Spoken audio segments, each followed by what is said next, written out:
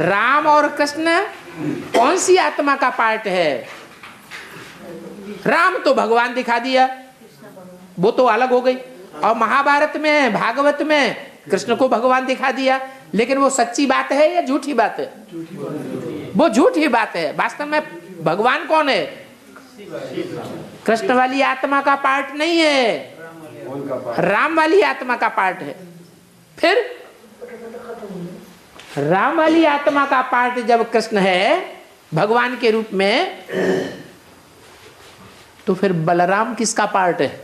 कृष्ण का।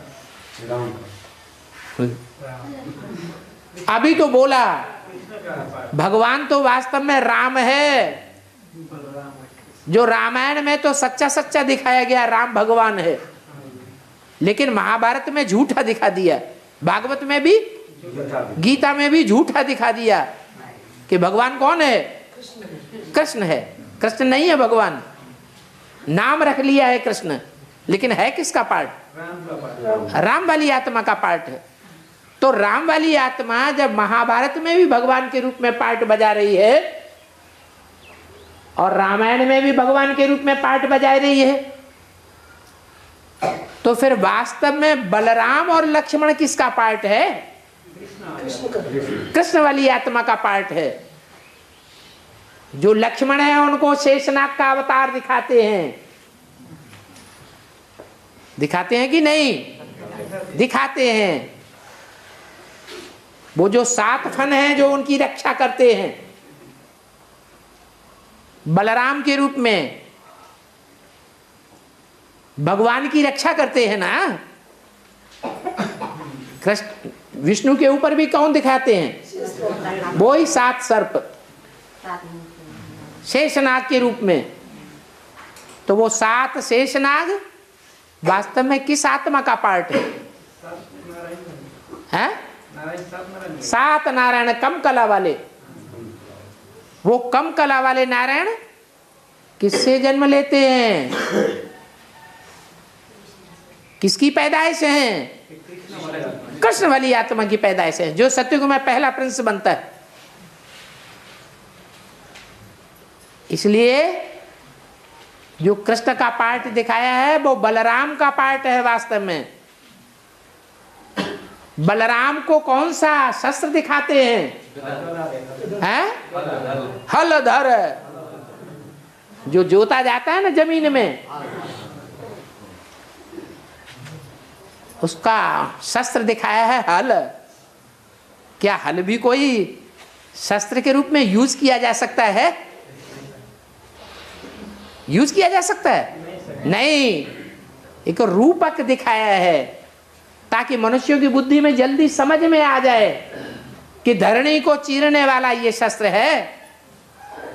कौन है धरणी? है? ये कन्याएं माताएं धरणी है। और बलराम का शस्त्र जो है वो हल है, वो धरणी को चीरता है। तो धरणी को चीरना अच्छा काम है या बुरा काम है? प्राकृतिक काम है या अप्राकृतिक काम है? अप्राकृतिक काम है।